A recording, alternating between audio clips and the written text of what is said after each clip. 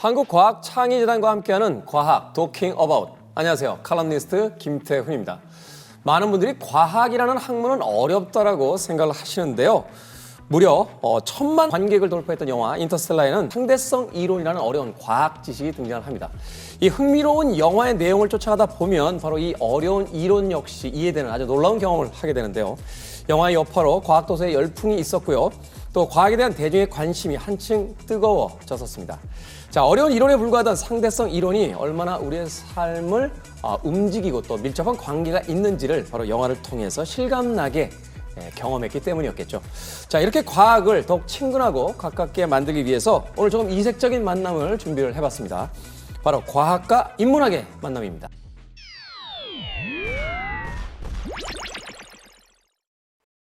인문학을 통해 과학과 우리 삶사의 연결고리를 쳐다보는 시간을 가져볼 텐데요. 그럼 오늘 함께 읽어볼 도서의 저자 두 분을 모셔보도록 하겠습니다. 안녕하세요. 안녕하세요. 반갑습니다, 선생님. 각자 본인들 소개를 좀 부탁을 드리겠습니다.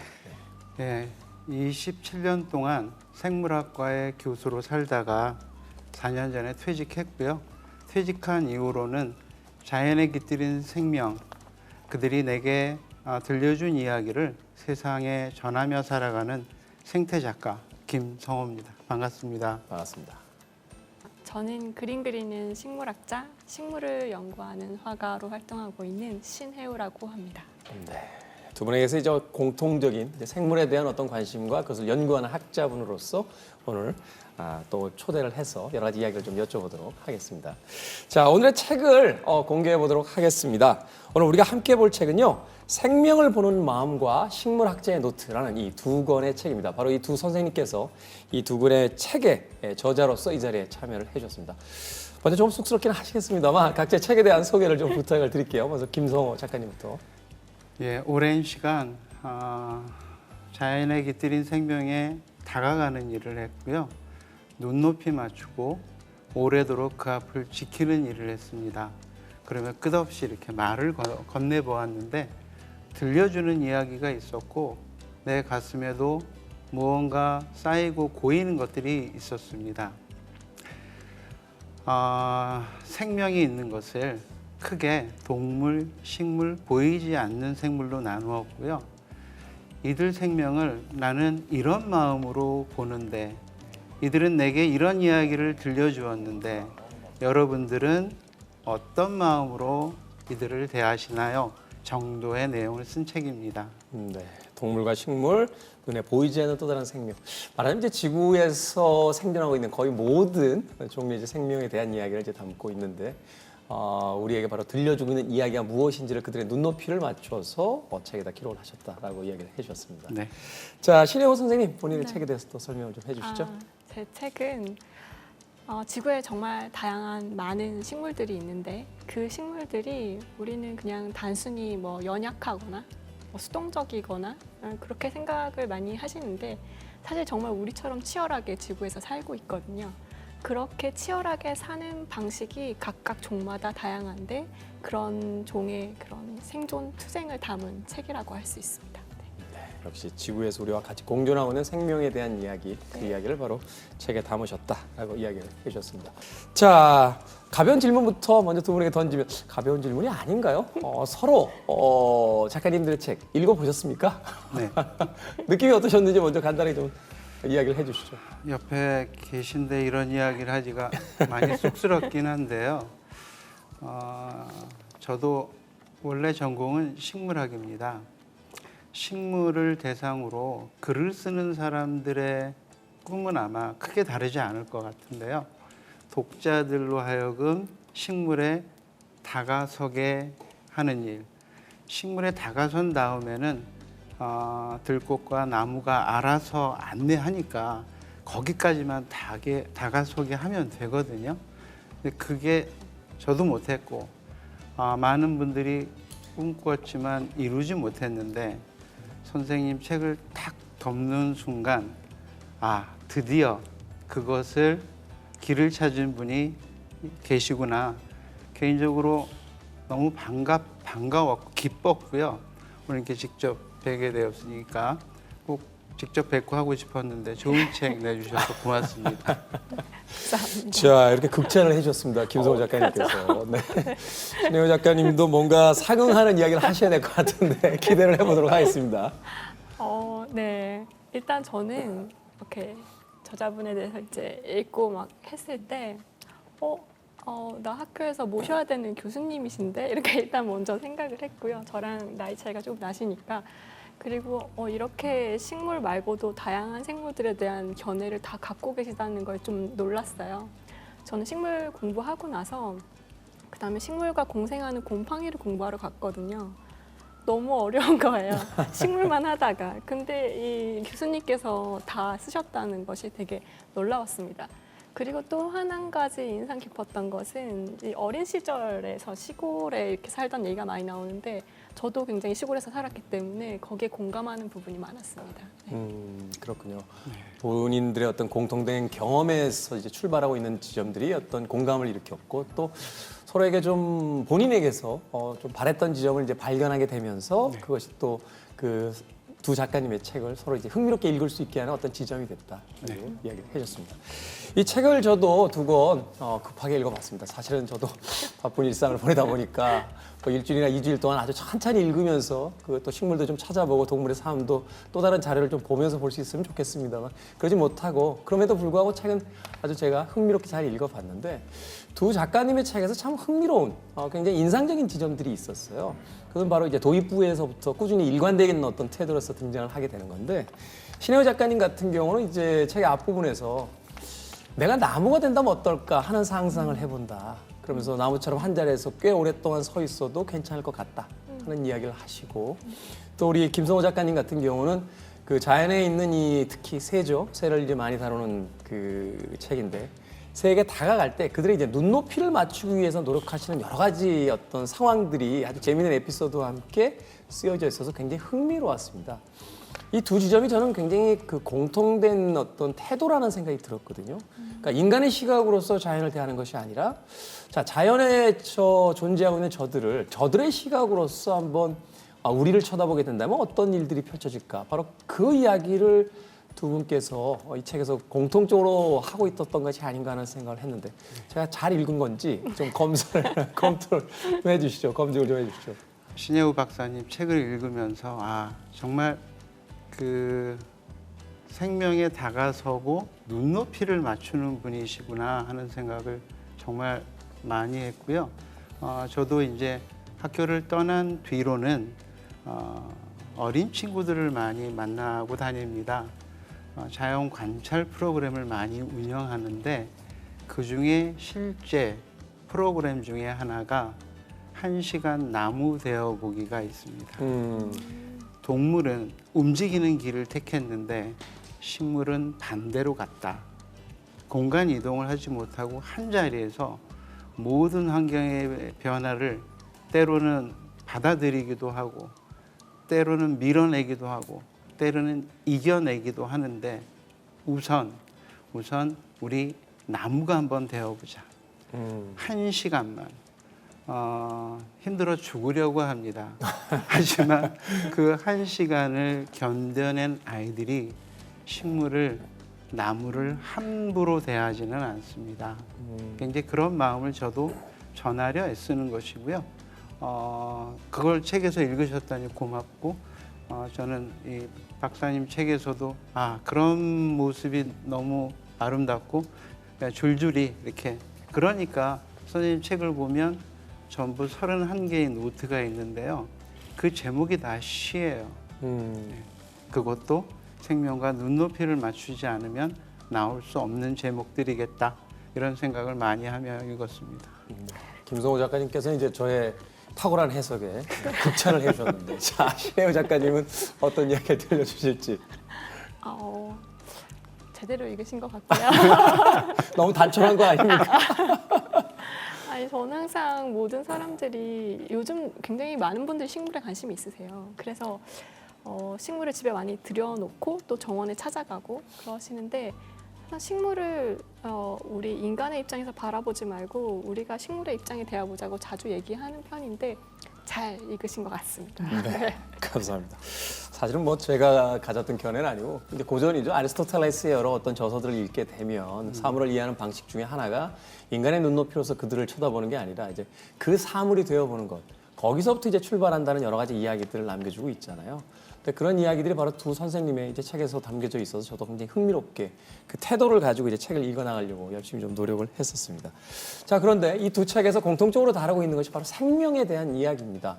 선생님들이 이야기해 주신 것처럼, 작가님들이 이야기해 주신 것처럼 그 나무가 되어본다는 것, 이것이 어떤 경험을 우리에게 불러일으키려고 하는 것일까를 생각을 해봤어요. 결국은 그것은 저 멈춰서 있는, 움직이지 않는 것 같은 마치 물체처럼 보이는 저것이 하나의 생명이라는 것을 아마 가장 강렬하게 느낄 수 있는 그 체험이 바로 내가 나무처럼 그 자리에 서 있는 것이 아닐까, 이런 생각을 해보면서 참 이 두 분이 가지고 있는 어떤 체험학습에 대한 어떤 그 태도가 굉장히 인상적이다라는 생각을 했거든요. 이 책을 쓰시면서 말하자면 식물과 그 새에 대한 것을 이제 미시적으로 접근을 해서 생명에 도달하게 된 것인지, 아니면 책을 처음 써나가실 때 생명이라는 주제를 가지고 어떤 주제와 소재들을 선택해서 책을 써나가겠다라고 생각을 하셨던 것인지, 책의 출발점에 대한 얘기를 좀 각자 좀 여쭤보도록 하겠습니다. 제가 처음에 그 책을 썼을 때는 사실 제가 그림도 그리다 보니까 뭐 식물 화집을 내거나 아니면은 뭐 식물 공부하시는 분들이 도감을 많이 넣으시니까 뭐 도감을 내거나 이런 생각을 했는데, 그것보다 나의 첫 책은 무조건 사람들이 식물과 친해지는 어떤 책을 써야 된다. 그런데 과학책이어야 되고 대신에 너무 어려우면 안 되고, 그런 거를 목표로 했던 것 같아요. 그래서 이 식물이라는 이 생명들과 친해질 수 있는 책, 그걸 어떻게 잘 써야 될까? 어떻게 어려운 단어를 좀 유화시키고 그런 생각으로 책을 쓰게 됐습니다. 네. 저는 어린 시절부터 생명과 좀 친하게 지낼 기회가 있었습니다. 초등학교 때, 또 중학교, 고등학교 때까지 방학만 되면 시골 외가에 가서 그냥 생명과 같이 논 거죠. 버시하고 친구였습니다. 그렇기 때문에 대학도 생물학을 선택할 수밖에 없었고, 현대 생물학이 선생님도 분류하시지만 그 유전자 수준에서의 연구까지 다 하시는데요. 저 역시 이렇게 분자 수준에서 아주 어려운 생물학, 눈에 보이지 않는 세상을 다루었었는데, 박사학위를 하고 대학에 문을 여는 대학에 갔는데 나의 게으름도 있지만 연구할 수 있는 형편이 안 돼요.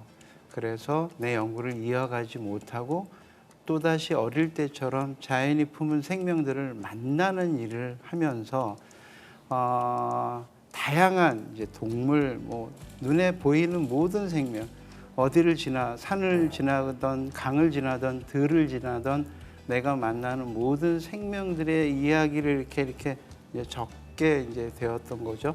그러면서 생명이 이렇게 간절하게 살아나가는구나 하는 걸 저는 본 거고요.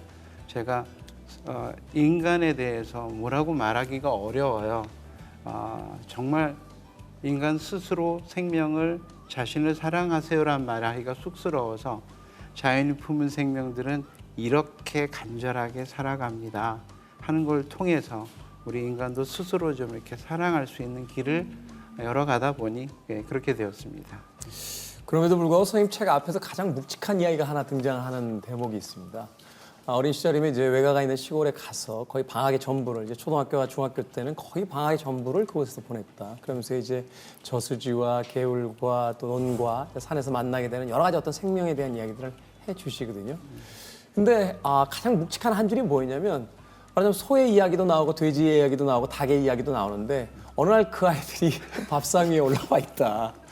그래서 그것을 통해서 과연 어느 날인간 나의 친구였고 어느 날인간 밥상에 올라와 있는 아이들을 통해서 이 생명에 대해서 약간 딜레마에 빠진 듯한 고민을 이야기하시는 그 대목이 있어요. 맞습니다. 어떤 결론을 내리시지는 않았습니다만 그 이야기 조금 더 들려주신다면. 정말 특히나 닭이 오랜 시간 알을 품어서 어린 병아리들 데리고 다닐 때 세상에 그보다 더 아름다운 모습이 없는데, 어느 날 그중 한 마리가 또 상에 올라오는 거죠. 그게 어느 날이냐 하면 제가 방학 마치고 이제 오기 전날 할머니께서 이제 또 올라가니까 손주 올라간다고 이렇게 상에 올리셨는데 그게 누군지 구분이 안 되는 건 고마웠지만 제가 이름까지 붙여놨으면 굉장히 상처가 컸을 텐데 오늘 아침까지는 친구였는데 이 친구가 지금 이곳에 있는데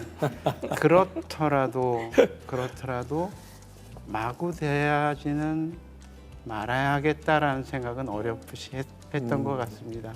그것이 어쩌면 자연을 대하는 우리의 그 딜레마적인 어떤 상황 같은 것들을 조금은 그 일상에서의 어떤 경험으로서 녹여내신 게 아닌가 하는 생각도 들었고, 신혜우 작가님께서는 굉장히 여유 있게 웃고 계셨는데 여유 있게 웃으실 때는 아니신 것 같아요. 이 책에 보면 이제 고사리가 등장을 하는데 고사리 드시죠?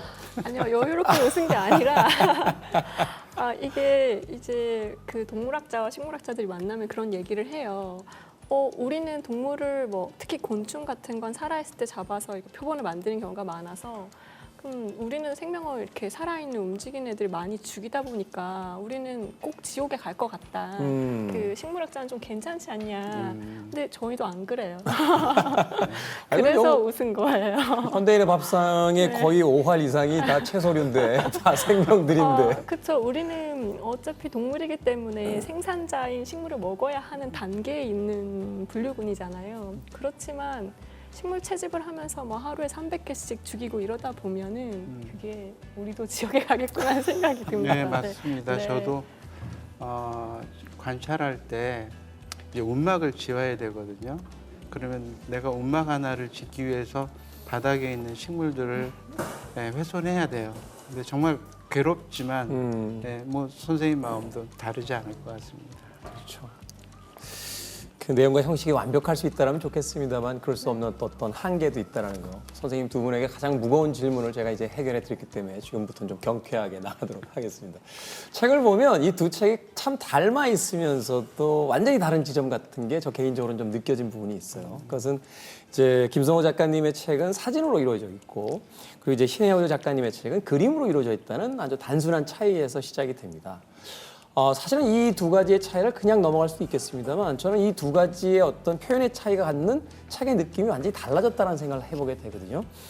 김성호 작가님의 책에 왜 사진을 달았을까를 생각을 해보면 앞에 부분에서 이제 그 동물, 새를 이제 다루고 있기 때문에 어떤 찰나의 순간을 잡아야 되는 그 특징상 사진이라는 것이 좀 더 유용한 도구였겠구나 하는 생각도 해보게 되고, 그런 의미에서 이제 신혜우 작가님의 책은 어릴 때부터 또 그림을 그리셨고 또 식물이라는 상대적으로 이제 또 움직임이 없는 대상을 관찰하시다 보니까 그림으로서도 표현이 가능했겠구나 이런 느낌은 받았습니다. 근데 두 분의 책에서 어떤 느낌이 저에게 차이점으로 다가왔냐면 김성호 작가님의 책을 읽다 보면 숲으로 떠나고 싶은 생각이 들어요. 그래서 숲에 가서 직접 작가님이 관찰하신 저 동물과 식물들을 보고 싶다 하는 생각을 느끼게 됐는데, 신혜우 작가님의 책을 읽다 보면 이 책 한 권이 하나의 숲이구나라는 생각이 들 정도로 책을 읽는 그 순간순간이 마치 숲에 머무르는 듯한 그런 느낌이 들었습니다. 그래서 두 분에게 좀 그 부분에 대한 이야기를 좀 여쭤보고 싶어요. 특히나 이제 신혜호 작가님 같은 경우는 16세기, 17세기의 많은 도감들은 카메라의 발명 이전이었기 때문에 그림을 그렸다고는 합니다만 현대는 이미 카메라라고 하는 너무나 쉬운 어떤 그 저장의 기록 장치들이 있는데 굳이 그것을 다시 이제 도감으로 그리는 그 의미가 있다라면 그것은 어떤 것일까? 먼저 이제 사진과 그림의 분명히 차이가 있죠. 그리는 이유는 어떤 정확한 것은 이제 정말 많은 시간 동안 문헌 조사와 이제 표본 조사와 이런 것들을 다 이제 지식을 얻은 다음에 그것을 풀어 쓴 거라고 생각하시면 되거든요. 물론 지금 엄청나게 기술이 발전해서 카메라나 뭐 프린터도 있고 현미경도 다 좋지만 제가 현미경에 대해서 이렇게 얘기를 하거든요. 현미경은 크게 보는 도구이지 정확하게 보는 도구는 아니다. 정확하게 보는 것은 나의 지식이다라고 얘기를 하거든요. 그래서 그 지식을 가지고 풀어서 이 그림을 보는 사람이 생물을 잘 이해하게끔 하는 데 목적이 있기 때문에 지금도 여전히 뭐 논문을 쓰거나 할 때 그림을 그려서 내라는 조건이 있어요. 저널에서. 네, 그래서 그림이 존재하는 이유인 것 같아요. 네. 저도 사진을 찍습니다만 그럴 수 있겠네요. 그 어떤 특정한 빛의 상황이라든지 그 생물의 어떤 상황에 따라서 사진이라는 것은 마치 정확한 묘사 같지만 완전히 다른 왜곡을 가져올 수도 있는데 작가님이 생각하실 때 어떤 이 식물에 대한 어떤 정보를 전달하는 데서 오히려 객관적이고 정확할 수 있는 건 지식을 통해서 이해를 시킨 뒤에 그것을 도감으로써 그려내는 거. 물론 이제 사진 그 새를 찍을 때는 사진 정말 중요하죠. 그 찰나의 중요성인 거고 이것은 긴 시간에 이제 압축된 것의 중요성 그거의 차이인 거고 논문을 봤을 때 뭐 도표도 있고 글도 있고 사진도 있고 그림도 있잖아요. 그 모든 것이 과학자의 어떤 정보를 기록하는 여러 가지 방법 중에 어떤 것이 효율적인데 그것을 쓸 거냐의 문제인 것 같아요. 그런가 하면 김성호 작가님께서 이제 세계 남은 어떤 내 연구에 어떤 시간을 바치겠다라고 생각하실 때가 이미 40이 넘으신 그런 나이라고 이제 제가 책에서 이제 보게 됐는데 그런데 이 새를 찍으려면 줌 렌즈가 있어야 되는데 네. 줌 렌즈가 너무 비싸서 살 수가 없었다. 가까이 다가가지 뭐라고 생각을 하시며 카메라를 들고 그 새를 향해서 이제 나아가기 시작하셨다라는 이야기를 하셨어요. 차를 타고 가다가 속도만 늦춰도 날아가고 세워도 날아가고 창문을 열어도 날아가고 문만 열어도 날아가서 언젠가부터 운막을 짓고 그 안에서 거처하면서 찍기 시작했다라고 이야기를 하셨는데 그런 어떤 관찰의 어떤 태도들 또 카메라를 사용하시면서 얻게 되셨던 어떤 그 깨달음들이 있다면 어떤 것이 있을까요? 근데 책을 그렇게 세세하게 읽으셨네요. 네. 책을 좀 잘 써야 되겠습니다. 그 무서워졌어요. 그랬죠. 새는 나는 해코지할 마음이 조금도 없는데 다가서면 허락해주지 않으니 거리를 두고 망원 렌즈로 이제 사진을 기록해야 하는데 상당히 고가입니다. 그리고 40 중반에 벌써 한 17년 전에 새의 세계에 들어섰는데 망원 렌즈가 있어야 하는데 제가 바로 구할 경제적 형편이 좀 안 됐어요. 저뿐만이 아니라 많은 사람들이 그 망원 렌즈 고가 장비의 벽을 넘지 못하고 포기를 하는데 저는 그렇게 생각했습니다. 새를 관찰하려면 또 기록하려면 망원 렌즈가 있어야 하는데 없으니 포기하지 말고 내가 망원 렌즈가 되자. 결국은 망원 렌즈의 기능이 다가섬이니 가까이 가는데 새가 내 맨몸이 다가서는 것을 허락해 주지 않으니 내 몸이 보이지 않게 하자. 그래서 이제 운막을 하나 물가에 짓습니다. 그리고 이제 다가섬이 됐으니 눈높이를 맞춰야 하는데 당연히 엎드렸죠, 운막에서. 그런데 그럼에도 내가 좀 높아요. 그러면 마지막 길 하나는 땅을 파는 거고 뭐 어려운 일 아니잖아요. 길이 있으면 또 가는 거니까. 그래서 이제 땅을 파고 배를 대고 들어갔더니 눈높이가 딱 맞아요. 그리고 망원 렌즈가 아니어도 바로 앞까지 왔다 갔다 해주어서 그렇게 이제 새를 보기 시작하는데 지금은 너무 이렇게 안타까운 눈으로 안 보셔도 됩니다. 지금은 망원 렌즈 종류별로 다 있는데요. 있으시군요. 그렇더라도 그때 시작할 때 그 첫 마음은 내가 관찰할 수 있는 그 마지막 날까지 놓지 않고 붙들고 가려고 합니다. 그리고 제가 사진을 찍게 된 것은요. 고백하면 2008년에 처음 책이 나오는데요. 글이 너무 부족했어요. 제가 작가가 아니니까요. 글에 대한 훈련이 안 된 그냥 논문만 쓰던 생물학자가 관찰기를 쓰려고 하니 글이 많이 부족하다는 생각이 들었습니다. 그러면 채울 게 뭐가 있을까 하다가 사진이 들어가면 글의 부족함을 좀 채워줄 수 있겠구나 하는 생각을 했고요. 선생님 책을 보면서 사진 찍는 게 굉장히 힘든 거라고 생각했는데 그림에 비하면 사진은 아무것도 아니구나. 오랜 기다림 끝에 사진의 셔터 누르면 거기서 기록이 끝나요. 그래서 선생님 그게 시작이시더라고요. 그래서 사진 하나하나를 선생님의 그림 하나하나를 보면서 그냥 감동하면서 이거는 적어도 눈길이 10만 번은 갔겠는데 그러면서 봤습니다. 대가들끼리 어떤 그 깨달음들이 있군요. 서로 책을 보시면서. 김성 선생님의 그 초기 에피소드를 읽으면서 참 웃음이 그 입가에 머금어졌던 게 전설적인 종군 작가죠. 로버트 카파 같은 경우가 당신의 사진이 마음에 들지 않는다면 그것은 당신이 그것에 더 가까이 가지 않은 것이다. 라고 하는 아주 유명한 이야기가 있는데 그걸 바로 이 김성호 선생님께서 그 초기에 줌 렌즈가 없는 망원 렌즈가 없는 그 어떤 한계 상황을 그 대상과 좀 더 가까이 다가감으로써 또 극복하시고 또 그것을 또 좋은 오늘날 좋은 기록으로서 남겨주신 게 아닌가 또 생각이 듭니다. 자, 두 분은 이 생명에 대해서 언제부터 어떤 계기, 아주 결정적인 어떤 그 방아쇠가 당겨지는 순간 같은 것들이 있으셨을 것 같아요. 흥미를 가지게 되셨는지. 세상에는 참 많은 어떤 그 사물과 물체들이 존재를 하는데 그 많은 것들 속에서 생명이라고 하는 어떤 카테고리로 나의 어떤 관심에 이렇게 말하자면 그 초점이 움직이게 됐는지 얘기를 좀 해주시죠. 초반에 말씀드렸듯이 저도 굉장히 시골에서 컸는데 어떨 때는 정말 그 쌀을 키우는, 벼를 키우는 넓은 평야에 저희 집만 있었던 적도 있을 정도로 정말 시골이었어요. 근데 그때가 뭐 초등학교 1학년 뭐 이럴 때, 근데 그 초등학교 1학년, 2학년의 저의 취미는 쑥을 뜯는 거였어요. 쑥을 뜯는 네, 그 논두렁에 가서 쑥을 뜯는 그렇죠. 것이 저의 취미였는데 사람이 거의 없고 너무 주변에 다 식물이다 보니까 제가 나갔다가 늦게 돌아와도 부모님이 걱정하지 않으셨어요. 어차피 사람을 만날 확률이 많이 없기 때문에.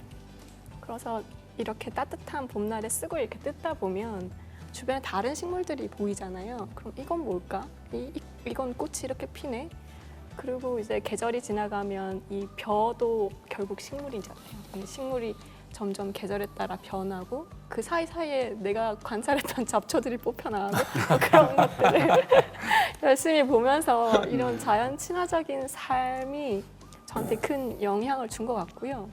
그리고 두 번째는 이제 어머니가 제가 6살 그러니까 유치원 때 어린이 식물도감을 사주셨는데 그때 아마 우리나라에 처음 나온 어린이 식물도감이었던 것 같아요. 어른도감과 별로 다를 게 없어요. 글자만 좀 크고 네. 그랬는데 그거를 매일 보는 거예요. 보다 보니까 이제 밖에 나가서 항상 어머니가 식물 이름을 알려주셨는데 모르는 게 있으시잖아요. 그거를 내가 언젠가는 찾겠다 해서 이제 몇 개를 찾게 되는 거죠. 그럼 더 취미가 붙어서 더 살펴보게 되고. 그래서 그렇게 찾게 된 꽃이 봄맞이 꽃이고 그게 이제 제 책에 맨 제일 처음에 첫 번째 등장하죠. 등장하는 글이죠. 네. 그렇군요. 말하자면 유년기의 어떤 그 네. 개인적 경험이 네. 가장 생명과 이제 어린 시절 마치 친구처럼 네. 이제 지내게 하면서 네. 가장 많은 관심을 끌게 됐고 그것이 오늘날 이 책을 이제 네. 쓰게 되는 그 과정까지 네. 오게 된다. 네, 어떤 성향도 있었을 것 같아요. 제 눈에는 가장 아름답게 보였거든요, 생명들이. 근데 저희 오빠도 똑같은 조건에서 컸는데 오빠는 식물에 관심이 없기 때문에 아마 제가 내재된 어떤 경향도 있는 것 같아요. 네. 그렇죠. 저도 어릴 때 약수터에 가서 산딸기도 따고 개구리도 잡고 그랬는데 그렇다고 해서 거기 머물지는 않게 됐습니다. 그건 아마도 개인적인 어떤 성향 또 그리고 거기서 똑같은 것을 보더라도 남들과 다른 것을 발견해내는 무엇인가가 있었기 때문에 이제 계속 거기 머물게 된 것이 아닌가 하는 생각을 해보게 되는데 선생님도 뭐 역시 책에서 그 어린 시절의 일화를 담담히 이렇게 써주시면서 그 책에서 가장 분량이 많아요. 그렇습니다. 그렇죠. 그런데 그렇게 이제 저희들에게 설명을 해주고 계십니다만 이 첫 번째 챕터에서 이제 새가 등장하잖아요. 식물로 전공을 하셨다고 하셨고 또 다른 어떤 미시적인 어떤 생명체들도 다루셨다고 하는데 새라고 하는 또 다른 어떤 생명으로서 또 관심이 이동해간 그런 계기가 또 있으실 것 같아요. 예, 우선은 선생님 이야기하시면서 제가 어떻게 방아쇠가 된 이야기 조금 해도 되나요? 네. 그 동물은 친구였고 식물은 싱그러운 대상이었으며 먹을거리였는데요. 대학에 생물학과를 들어가면서 보이지 않는 생명을 본 거는 정말 컸어요. 어느 날 눈에 보이지 않는 단세포 생명체를 관찰할 때 그냥 숨이 콱 멎는 것 같았거든요. 그 전까지는 보이지 않으니 없었어요. 그런데 보이지 않아도 있구나. 하나의 세포로도 이렇게 삶을 헤쳐나가는구나. 그런데 나는 100조 개의 세포인데 막 뭉클했거든요. 하나도 완전한 생명인데 우리는 100조 개의 세포가 모인 하나의 생명. 고맙기도 하고 막 그런 특별한 느낌이 들었고요. 새해로 제가 이제 전공은 식물학인데도 새로 돌아선 것은 1991년 대학 선생이 되었는데 말씀드린 것처럼 내 전공을 이어가지 못해서 여기저기 기웃거리며 자연의 길을 물어요. 책 한 권 내보는 게 꿈이었는데 15년 동안 책 한 권을 못 냈어요. 그 이유를 돌아보니 열심히는 살았는데 열심히만 살았더라고요. 아무도 가지 않은 길을 갔어요. 선생님처럼 아무도 가지 않은 길을 가야 책이 나오는데 이미 먼저 간 분들 다 뒤따라가기만 해서 새로운 무엇, 아무도 가지 않은 무엇을 한번 가야 되겠다 하다가 새가 번식하는 과정을 만나게 되고 처음부터 끝까지를 함께 하게 되면서 내가 새를 사랑하는 사람인 것도 알았고 이제 책도 나오고 하는 일이 벌어진 겁니다. 가장 기초적인 질문인데 두 분 선생님을 통해서 이제 생명과 또 다른 이제 자연의 어떤 동물과 식물에 대한 얘기를 듣다 보니까 다시 한번 좀 정의를 내려보고 싶다라는 생각이 들었습니다. 동물과 식물은 뭘로 구분을 하는 겁니까? 예전에 어떤 고대 그리스 로마 시대는 뭐 움직인다 안 움직인다로 이렇게 정의를 내리고 했었는데요. 제가 좋아하는 시에 그런 얘기가 나와요. 동물은 죽을 때 죽을 곳을 찾아 헤매지만 식물은 찾아 헤매지 않는다라는 글이 있더라고요. 찾아 헤매지 않고 그대로 대지에 흡수된다. 그거가 굉장히 인상 깊었고 그거를 읽고 나도 동물이기 때문에 이걸 절대로 벗어날 수 없고 나도 죽을 때는 내가 죽을 자리가 어딜까를 찾아 헤매게 되겠구나 이런 생각을 했거든요. 그러니까 일상에서의 어떤 모습, 우리는 아주 단순한 분류법으로서 네. 일반적으로 움직이면 동물이고 서 있으면 식물이다라고 했는데 그것을 네. 시점을 바꾸고 시각을 바꿔보는 거죠. 그래서 자, 이 두 개의 생명이 이 세상을 떠날 때 어떻게 세상을 떠나는가. 하나는 바로 자신이 살았던 그곳에서 흡수되어 사라지고 또 하나의 동물은 자신이 죽을 곳을 찾아서 헤맨다, 네. 떠돈다. 네. 그런데 재미있는 것은 그렇게 생각하면 이제 동물이 훨씬 더 뭔가 적극적으로 치열하게 사는 것 같고 그러면 장수를 해야 될 것 같은데 네. 네, 식물은 굉장히 수동적이고 그냥 환경에 내맡겨서 그냥 죽는 것조차도 그냥 땅에 흡수되는 거를 선택했음에도 가장 장수하는 생물은 식물이잖아요. 나무들이잖아요. 그거에 대해서 또 깊이 생각을 해보게 되는 것 같아요. 그 지금 설명해 주신 부분은 굉장히 인상적이네요. 그러니까 우리가 흔히 그냥 관습적으로 알고 있던 동물과 식물이라는 것에 대한 정의를, 물론 그렇다고 해서 동물과 식물의 그 범주가 바뀌는 건 아닙니다만 다른 시각으로서 동물과 식물을 정의 내려볼 수 있다는 거. 저는 동물이었다가 최근에 식물이 돼가고 있는 것 같은데. 선생님 또 다른 견해 뭐 있으십니까? 생물학적 정의는 아주 간결합니다. 식물은 다세포, 여러 개의 세포로 이루어져 있으며 독립 영양체, 영양의 문제를 스스로 해결한다. 스스로 해결한다. 네. 공기 중에 있는 이산화탄소, 토양 속에 있는 물로부터 유기물을 스스로 만든다. 그러니까 식물은 무에서 유를 창조하는 겁니다. 동물은 다세포, 종속 영양체, 무엇을 먹지 않고는 살 수 없는 존재. 생물학적으로는 그렇게 정의합니다. 아직까지는 전 동물에 남아있는 것 같습니다. 그렇군요. 말하자면 이제 이 동물과 식물에 대한 정의를 조금 다른 시선으로 쳐다볼 수 있다라면 우리가 또 생명을 쳐다보게 되는 관점도 좀 바뀔 수 있지 않을까 하는 의미로서 좀 드렸던 질문이었습니다. 좀 흥미로운 질문을 하나 드려볼게요. 동물과 식물, 식물과 동물을 연구하시면서 알게 됐던 어떤 재미있는 일화 혹은 또는 사실에 대한 것들이 있다라면 저는 사실 두 분의 책을 보면서 깜짝깜짝 순간순간 놀라면서 책을 읽게 됐었거든요. 그 대표적인 게 이제 백일홍이라고 하는 꽃이 100일 동안 펴서 백일홍이 아니다. 하나의 꽃이 한 많이 피면 24일 정도 피는데 이 백일홍이라는 그 굴락이 꽃의 굴락이 한 100일 정도 이렇게 피어 있기 때문에 서로 돌아가면서 그래서 백일홍이라 부른다. 처음 알았어요. 그래서 저는 사실 기회를 엿보고 있습니다. 언젠가는 누군가에 꼭 잘난 척을 해야겠다. 이 책에서 알게 된 걸 하나 이제 머릿속에다 쏙 넣어놨는데 자, 두 분도 이제 연구를 하시면서 새롭게 알게 된 사실과 어떤 연구 결과들이 있으셨을 것 같아요. 그걸 좀 재미있는 이야기 있다면 좀 하나씩 에피소드로서 좀 알려주십시오. 뭐 재밌는 거 너무 많죠. 두 개 하셔도 됩니다. 그런데 이제 제가 어릴 때부터 굉장히 관심을 가졌던 것이 기생식물이었어요. 많은 식물학자가 관심을 가지긴 하는데 좀 전에 이제 종속 영양과 이제 그 독립 영양을 설명하셨는데 기생식물은 어쨌든 종속으로 다른 아이의 에너지를 뺏어 먹는데 식물인 거잖아요. 그게 굉장히 재미있는 거예요. 그 식물의 동물성인 거잖아요. 식물의 동물성. 동물성. 네. 말하자면 조용한 살인자 같은 거죠. 그 자리에서 조용히 서서. 네. 그리고 그러다 보니까 얘네는 광합성을 할 필요가 없어서 잎이 없어진다던가 그다음에 광합성을 할 필요가 없으니까 그 엽록소, 그 초록색을 띠는 그 광합성에 이 도움을 준 이 아이들도 필요 없고 그러니까 초록색이 아니게 되고 뭐 하얀색이 된다던가 핑크색이 된다던가 그 형태학적인 것이 굉장히 재미있는 거예요. 근데 계속 관심을 가졌지만 이제 주로 연구를 하진 않았어요. 그러니까 대학원에서. 그러다가 나중에 박사학위 주제로 기생식물을 하게 된 거예요. 드디어. 그래서 그때 가서는 요즘 모든 최신 학문들을 하시는 분들이 자 분자생물학, 그러니까 유전자, 게놈 뭐 이런 거, DNA 이런 걸 하시잖아요. 그런 것까지 알아보게 된 거죠. 그전에는 뭐 형태학적인 거, 생태적인 어떤 측면들을 봤는데 근데 유전자를 보니까 얘가 광합성에 필요한 유전자를 버린다던가 그런 일이 일어나는 거예요. 그래서 그게 굉장히 흥미로웠던 것 같아요.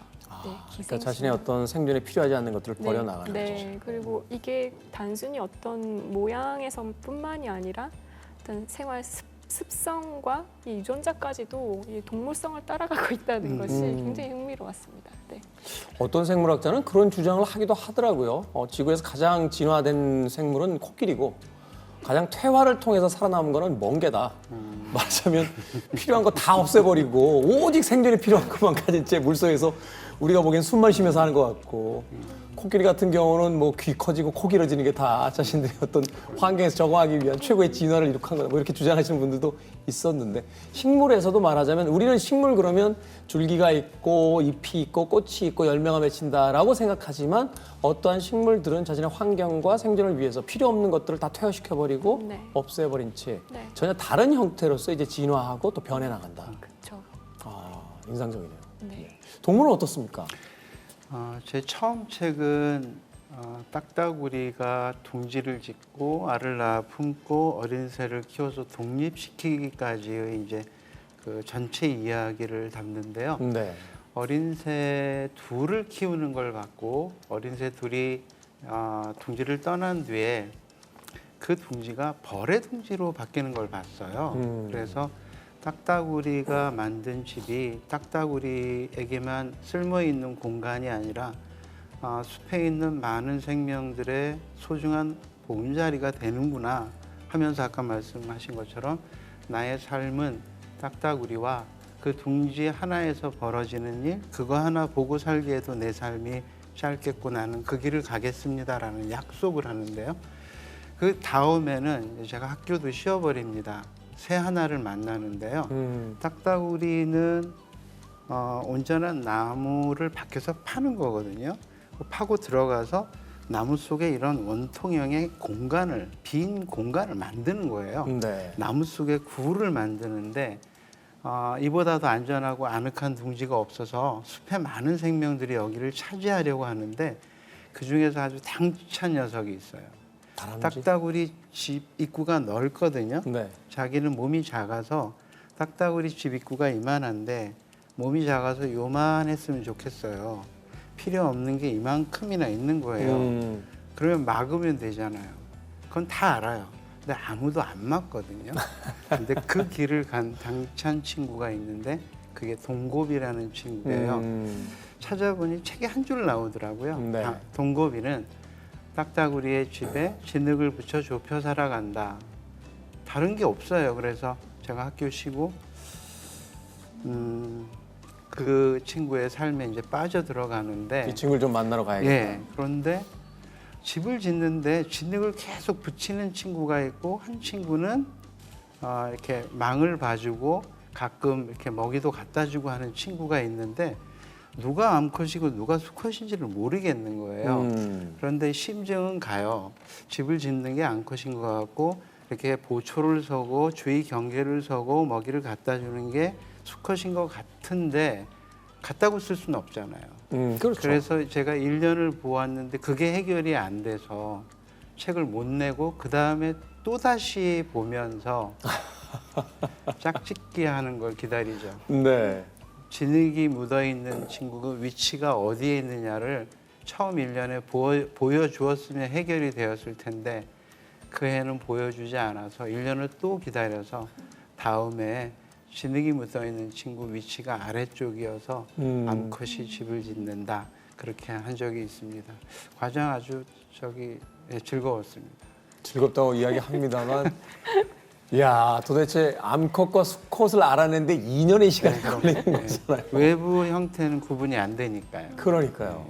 더군다나 뭐 그것이 이미 앞서서 누군가 연구를 해서 외형적 특징이라든지 행동적 특징으로서 기록이 돼 있으면 모르겠는데 그렇지 않으니까. 그렇다면 이 길을 처음 가는 사람 입장에서는 오로지 그것을 그들이 스스로의 어떤 정체성을 드러낼 때까지 기다리는 수밖에 없다는 거.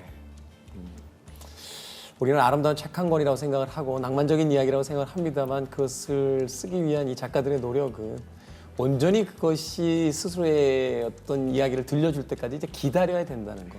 두 분이 아마도 동물학자, 식물학자 또 여러 가지 어떤 생명을 연구하는 학자로서 가장 힘드신 부분이 바로 그런 부분이 아닐까 하는 생각이 들어요. 제가 개인적으로 알고 있는 그 과학자 한 분이 초파리를 연구하시는데 유전자적으로. 그만한 유전자 연구 대상인데 왜 초파리야? 라고 했더니 빨리 태어나고 빨리 죽어. 그래서 세대가 빨리 돌기 때문에 유전적인 것을 연구하기가 제일 유리해. 사람은 한번 태어나면 80년씩 걸리는데 이거를 연구할 수 있는 게 시간이 너무 오래 걸리고. 그래서 우리가 어떤 실험을 할 때 무엇인가를 연구할 때 거기에 가장 적절한 어떤 이 말하자면 생명들을 찾게 된다라는 이야기를 해주더라고요. 맞습니다. 어떠셨습니까? 식물과 동물, 동물, 식물을 연구하실 때 그런 어떤 기다림의 시간들, 지루하다거나 혹은 곤혹스럽다라고 생각하신 적은 없으신지? 한번 딱 말씀하시니까 기억나는 게 있는데요. 어떤 한국 식물학자분이 외국에 가서 식물을 채집해가지고 이제 막 도감을 찾고 그 나라와 이제 거기가 캄보디아, 미얀마, 태국 이런 데인데 이런 데를 다 표본을 찾아보고 했는데 없는 거예요, 그 식물이. 그래서 신종이다. 이것은 신종이다라고 생각을 하시고 이제 뭐 그 식물이 굉장히 많은 영국 식물원이나 이런데 그 분류군의 전문가와도 컨택을 했는데 진짜 신종인 거예요. 그럼 일단 자기 이름 붙여야 되는 거 네, 아닙니까? 자기 이름 붙여서 기적에 자기 이름 붙이고 이제 이름을 짓고 뭐 이렇게 뭐 이제 들떠서. 근데 그분이 그것을 이제 찾게 되는 것까지도 굉장히 오래 걸렸거든요. 몇 년이 걸렸는데 이제 그림을 무조건 내게 돼 있어요. 신종을 발표할 때는. 이제 그림은 이제 저한테 의뢰를 하신 거예요.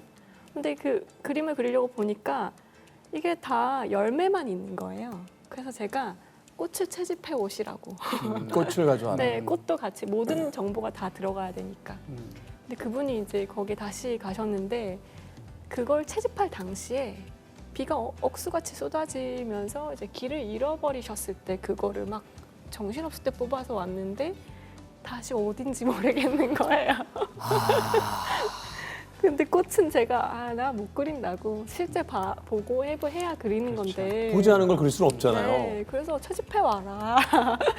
친한 분이셔서 채집해 오셔야 제가 그린다 해서 그분이 또 몇 년을 또 뭐 이 산 근처인 것 같긴 한데 뭐 일로 갔다 졸로 갔다 해서 또 몇 년이 흘러 그렇게 저한테 왔어요. 드디어 채집을 결국 하셨어요. 그래서 받았는데 이제 그거를 이제 관찰을 하다 보면 꽃이라고 하는 것은 그 안에 자방이 있고 그 안에 밑씨가 있어서 네. 이 자방이 점점 커지고 뭐 열매가 되고 우리가 먹는 과육이 될 때도 있고 씨앗이 들었고 하는데 그 열매를 관찰했을 때는 전부 다 열매 안에 씨앗이 하나씩 다 들어가 있었거든요.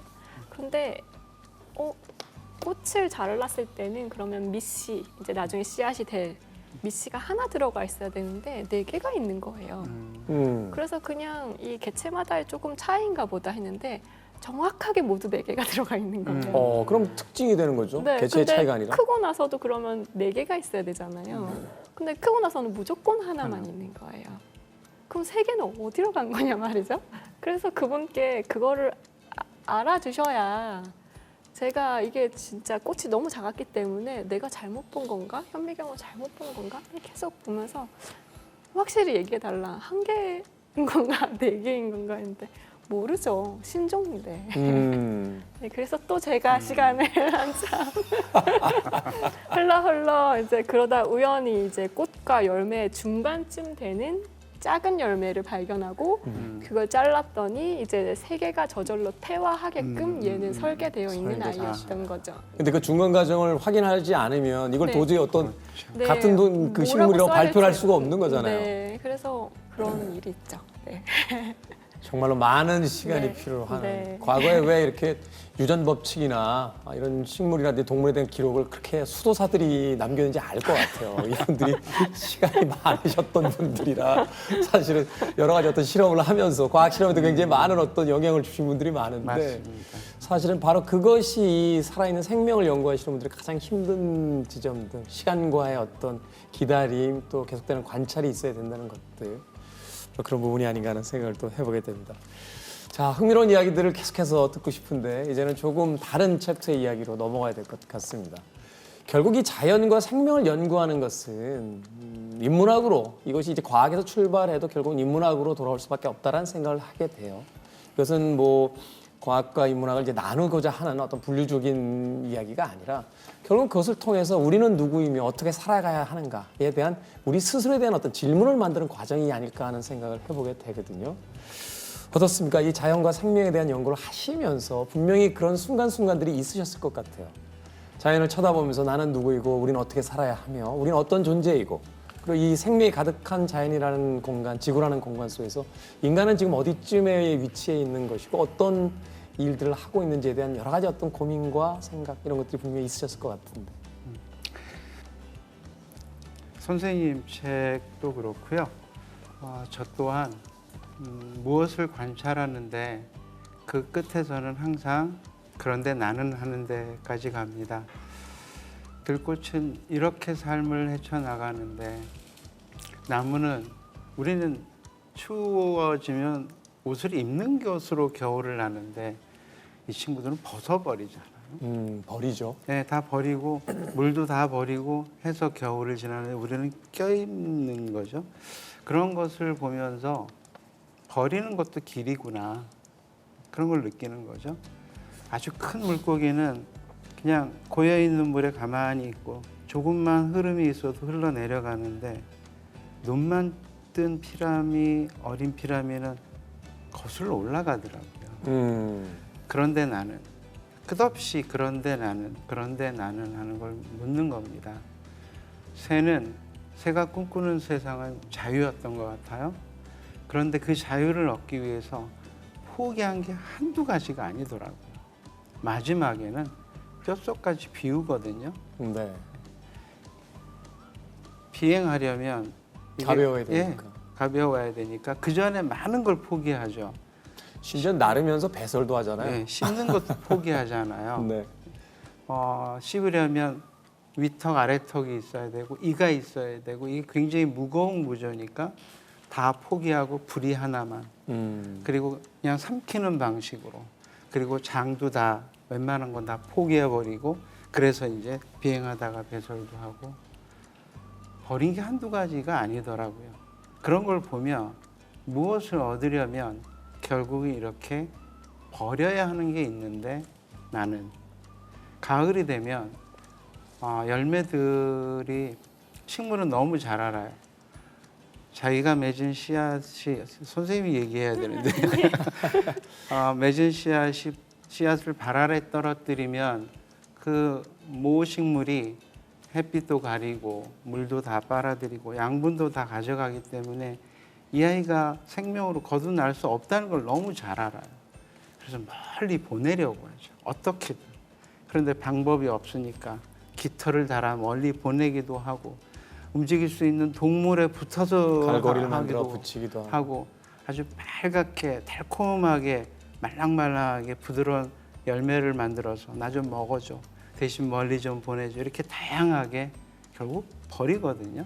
그래야 무엇이 또 싹 트는 거고 선생님께서는 그 표현을 제가 얘기한 것보다 더 아름답게 하셨던데 지우는 것이 새로운 시작이다 이렇게 표현하셨던 것 같아요. 씨앗을 또 쏘기도 하고 예. 여러 가지 형태로서 또 멀리 떠나보내기도 하고. 그런 모든 모습들을 보면서 그런데 나는 하는 데까지 오려고 애쓰며 살고 있습니다. 그것이 또 의미가 있는 일이라고 생각하고요. 그러네요. 이 이공계 과학의 어떤 태도는 3인칭에서 시작하잖아요. 실험자가 바뀌더라도 동일한 조건에서 동일한 행위를 하게 되면 동일한 값이 이제 나오게 되는. 그래서 앞서 이야기하신 동물이나 식물 이것은 이제 3인칭이니까 그걸로서 이제 시작을 하게 되는데 결국 그 3인칭에서 나는이라고 하는 1인칭으로 다시 돌아가는 과정. 우린 동물로 태어났는데 식물로서 성장해 갈 수는 없을까 하는 어떤 이야기, 그 이야기를 선생님께서 지금 들려주신 게 아닌가 하는 생각이 듭니다. 저는 아직 동물 쪽에 머물러 있고요. 많은 것들을 버린다는 거, 이것이 자연이 지난 수억 년 동안 깨달은 지혜인데 우리는 더 많은 것들을 가지려고 하면서 더 나이를 먹어가고 있는 건 아닌지. 자연에서 그런 것들을 다시 한번 일깨워 주셨습니다. 선생님은 또 어떤 이야기를 들려주실까요? 제 책도 사실 글마다의 맨 마지막에 한 문단 정도? 그래서 우리는 무언가에 대한 교훈 같은 뭔가 내가 생각한 것이 한 문단 있어요. 근데 사실 고백하건대 저는 그 문단을 쓰지 않겠다고 했었거든요. 그 출판사 편집자님과 이게 그냥 조금 투닥거리고 또 왜냐하면 이제 초반에 말씀하셨지만 저도 그냥 글재주가 그렇게 있지 않은 그냥 자연계 학생이고 그냥 했던 것이 보고서를 쓰는 거나 논문을 쓰는 건데 그것을 단련하는 과정은 내 생각을 버리고 오직 사실만 객관적으로 넣는 것을 단련해 왔단 말이에요. 그래서 박사학위를 하고 난 드디어 단련된 것 같아 했는데 이 마지막에 뭔가 생각할 점을 적으라고 하니까 자신이 없는 거예요. 3인칭에서 갑자기 1인칭으로 네. 돌아가니까. 사실은 그랬습니다. 네. 그래서 그걸 되게 주저했었는데요. 근데 처음 생각해 본 것 같아요. 솔직히 말씀드리면. 왜냐하면 그냥 식물 그 자체의 종이기 때문에 그 아이들이 알아서 헤쳐나가는 것이고 나는 내 삶에 대해서 헤쳐나가는 것이지 얘를 보고 내가 이렇게를 생각 안 했던 것 같아요. 우리는 각각의 종이다 이렇게 생각을 했었거든요. 그래서 처음 생각을 해봤는데 배울 게 너무 많은 거예요. 그래서 이렇게 글마다 마지막에 한 문장씩을 하나씩 채우다 보니까 모두 다 쓸 수 있었던 것 같아요. 네. 출판사에서 그 한 단락이 꼭 필요하다고 이야기했던 네. 건 그 한 단락이 없으면 과학 서적으로 갑니다. 네. 그 한 단락이 있어야 에세이로 분류가 되거든요. 그리고 판매는 에세이에서 훨씬 더 많이 일어나기 때문에 아마도 그렇죠? 제 이야기가 맞죠? 아마도 출판사에서는 그런 이렇게 좋은 책이라면 더 많은 독자들에게 보여줄 필요가 있지 않을까 아마 뭐 그런 이유도 있지 않았을까 하는 생각도 해보게 되고 또 그런 부분을 통해서 우리가 자연을 통해 뭔가 배우게 된다면 그것으로서 충분히 유용한 책이 되지 않을까 하는 생각도 해봅니다. 자, 질문지에 이렇게 되어 있습니다. 인간이 생물을 위해 할 수 있는 일이 뭐가 있을까라고 되어 있는데 이 질문은 좀 바꿔보도록 할게요. 왜냐하면 우리가 생물을 위해 뭘 할 수 있겠습니까? 생물을 위해 아무것도 안 하는 게 생물을 도와주는 거다라는 이야기도 있는데 제가 참 좋아하는 영화의 하나인 매트릭스라는 영화에 보면 그 컴퓨터의 프로그래머인 스미스 요원이라는 사람이 이런 이야기를 해요. 인간은 포유류가 아니지. 인간은 바이러스지. 어떤 포유류도 자기가 살고 있는 세상을 이렇게 무차별로 파괴하진 않아. 그 이야기가 사실은 망치로 한 대 맞은 듯한 기분이었어요. 우리는 포유류가 아니구나. 어쩌면 바이러스일지도 모른다. 그렇다면 우리가 바이러스라는 이 오명을 벗고 포유류로서 이 자연과 함께 살아가려면 어떠한 태도, 어떠한 생각들, 또 어떠한 관점들을 가져야지만 그것들이 가능할까 하는 것이 사실은 이 두 책이 궁극적으로 우리에게 이제 제시하고자 하는 이야기일 거라고 저는 추측을 해보게 되는데 그 이야기를 좀 들려주신다면? 제가 먼저. 네. 네. 선생님 책 그 31개의 노트 처음은 대흥란 이야기죠. 대흥란을 이야기하면서 난초가 살려면 곰팡이의 도움이 있어야 한다. 그런 이야기로 시작해서 31번째 글은 전 세계에서 우리나라에만 있는 식물 이야기를 해요. 그리고 우리나라에서도 울릉도에만 있어요. 그러니 전 세계에서 딱 한 곳 울릉도에만 있는 섬 백리향 이야기를 하시거든요. 네. 백리향은 말 그대로 향기가 백리까지 간다는 40km 정도 간다는 식물인데 실제 그렇게 가는지 모르겠습니다. 그런데 섬 백리향 이야기를 선생님이 하시거든요. 그러면서 이렇게 얘기하세요. 막 왜 인간의 간섭 때문에 여기까지 이르렀으니 우리 앞으로 이렇게 하자라는 얘기를 안 하시고요. 오래 보고 싶다 그러시거든요. 네. 그게 가장 정답인 것 같아요. 오래 보고 네, 싶다. 오래 보고 싶다. 오래 보고 싶다. 뭐 그게 가장 저로서는 최선의 길이 아닌가 생각해 봅니다. 오래 보고 싶다. 누군가 사이좋게 오래 보려면 양보할 줄 알아야겠죠. 앞에서 영역도 내어주고 기꺼이 그들의 삶을 위해서 우리의 불편함을 감수해주고 그것이 서로 오래 볼 수 있는 가장 훌륭한 출발점이자 또 태도가 아닐까 하는 생각을 하게 되는데 그렇군요. 어떤 자잘한 기술 혹은 뭐 방법이 중요한 게 아니라 그 안에 어떤 감정을 담을 것인가. 오래 보자. 너무 일찍 헤어지지 말고 오래 보고 싶다. 같이 가고 싶다라고 하는 그 감정의 어떤 태도가 더 중요할 수도 있겠다. 저는 물론 동물학자도 그렇고 많은 이런 생물을 연구하는 학자들이 오지로 많이 탐험을 가게 되잖아요.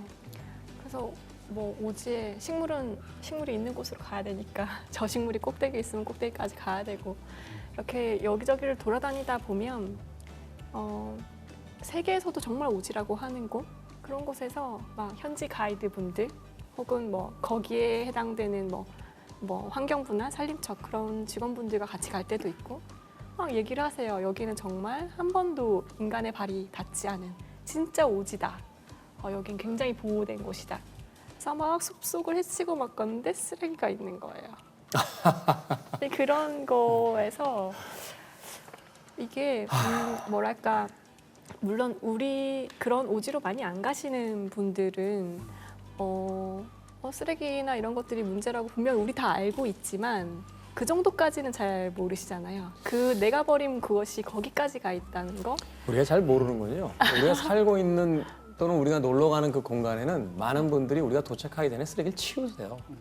그래서 모르고 있는 거죠. 네. 사실은 태풍이 왔을 때 제가 동해바다에 한번 간 적이 있는데 어느 바다에서 몰려왔는지 정말로 그 플라스틱 페트병하고 이 비닐들이 해변가에 어떤 이 띠를 형성하면서 있는 걸 보고 정말 충격을 받았던 적이 있거든요. 그래서 네. 사람이 발길이 닿지 않는다는 네. 오지에 가도 인간의 쓰레기가 그 있다고요. 현지 가이드분이 정말 여기는 오지다. 정말 여기는 생물 다양성이 폭발하는 곳이다. 막 갔는데 그런 것들을 발견할 때 정말 뭔가 가슴이 쿵 내려앉는 그런 마음이 들거든요. 그런 걸 보고 나면 절대로 물건을 못 사게 돼요. 물건을 사거나 뭐 버리는 것도 굉장히 주저하게 되고 그렇게 되는 것 같아요. 그래서 그런 것들을 직접 뭐 매번 경험하지 않더라도 항상 마음속에 좀 간직하고 있는 이런 것이 좀 필요할 것 같아요. 그걸 네. 앞서 김성호 작가님이 하신 이야기와 일맥상통하는 것 같아요. 그 생명의 어떤 지혜 중에 하나가 자신의 것을 버림으로써 비움으로써 계속해서 생존하는 방식을 선택했다는 거. 사실 최근에 오면요, 그 유튜브 동영상에 올라왔던 하나의 그 사건이었죠. 이 바닷거북이 코에 그 스트로가 들어가 있었던 거. 그것을 아주 괴로운 상황에서 이제 빼내는 그 영상이 이제 전 세계적으로 공유가 된 뒤에 플라스틱 스트로에 대한 사용을 하지 말자 하는 운동이 이제 전 세계적으로 대대적으로 일어났었거든요.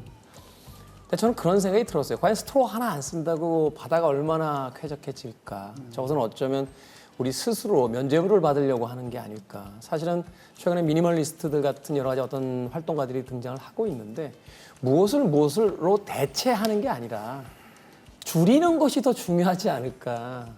옷부터 시작해서 자동차의 사용 또는 물건의 사용 이런 것들을 더 줄임으로써 해결해 나가야지 저거를 이걸로 바꾸죠라고 하면 사실은 과거에 플라스틱이 일반화될 때요 획기적인 그 활용이라고 했잖아요. 이제 나무를 더 이상 베지 않아도 되고 막 자연을 아낄 수 있고 오늘날 플라스틱이 이렇게 지구를 오염시킬 줄 누가 알았단 말이에요. 그러니 결국 줄여 나가는 거 거기에 핵심이 있지 않겠느냐라고 자연은 참 많은 이야기를 하네요. 두 분이 각자 다른 이야기를 하셨는데 결론은 항상 같은 지점에서 만나게 되는 그런 이야기들이 펼쳐지는 것 같습니다. 계속해서 이야기를 나눠보고 싶은데 시간이 훌쩍 흘러가고 있습니다. 이제 마무리를 좀 짓도록 하겠습니다. 앞서서 이제 두 분의 책에 대해서 각자 설명을 해주셨고 또 상대편 책에 대한 또 감상평도 이야기를 해주셨습니다. 이제 이 책을 맞이하게 될 독자분들을 위해서 다시 한번 이런 마음으로 이런 책을 좀 읽어주셨으면 좋겠다, 또 만나보셨으면 좋겠다라고 작가로서의 어떤 좀 쑥스럽긴 합니다만 네, 소개의 시간을 가져본다라면. 예. 이 지구라는 행성에 동물이 있고 식물이 있고 보이지 않는 생명이 있는데요. 우리와 모습만 다를 뿐 똑같이 소중한 존재 아닐까요? 하는 생각이고요. 게다가 모두 연결되어 있습니다. 다만 그 끈이 보이지 않을 뿐입니다. 네, 그 정도 마음 전하고 싶습니다. 저는 그냥 항상 얘기하는 것이 사람들이 식물과 친했으면 좋겠다고 항상 얘기를 하거든요.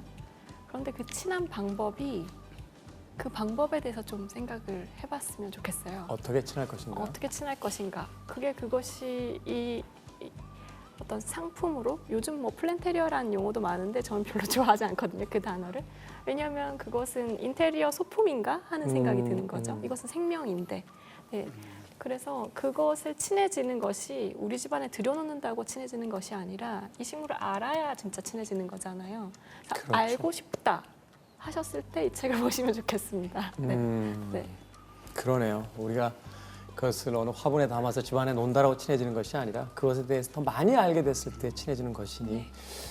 저 아이는 어디서 왔고 무슨 생각을 할까 하는 것이 궁금해지고 그래서 그 아이와 더 친해지고 싶다라면 그때 이 책을 열어보셨으면 네. 좋겠다라고 이야기를 해줬습니다. 자, 끝으로 이 책 한 줄로 본인들의 책을 요약해 주신다면? 식물학자의 노트는 식물학자가 쓴 것 같지만 식물이 하는 얘기다. 식물학자의 손을 빌어 식물이 한 이야기. 네. 식물 생명은 더없이 아름답다. 생명은 더없이 아름답다라고 이야기해 주셨습니다. 흔히 그런 이야기를 합니다. 그 나라의 인권 수준을 알아보기 위해서는 말하자면 사회적으로 불평등에 시달렸던 어떤 여성의 인권, 그 다음에 아이들의 인권, 그 다음에 반려동물들의 인권까지 높은 수준에, 동물권까지 높은 수준에 올라가 있다면 그 사회가 바로 인권의 최상위에 있는 사회라고 이야기를 합니다. 그렇다면 우리가 자연에 대한 그들의 소중한 생명에 대한 권리를 인정하고 이해한다면 그때 비로소 우리가 최고의 인격을 가진 사람들이 되지 않을까 하는 생각을 이 두 분의 책을 통해서 조심스럽게 다시 한번 해보게 됐습니다. 그리고 이 자연 속에서 존재하는 모든 생명들과 같이 살아갔으면 하는 바람을 다시 한번 이야기해 본다. 오늘 긴 시간 이야기 나눠주신 김성호 작가님, 신혜동 작가님 오늘 나와주셔서 너무 감사하고요. 앞으로도 이 자연에 대한 이야기 저희들에게 좀 더 많이 들려주시길 진심으로 부탁드리겠습니다. 고맙습니다. 고맙습니다. 감사합니다.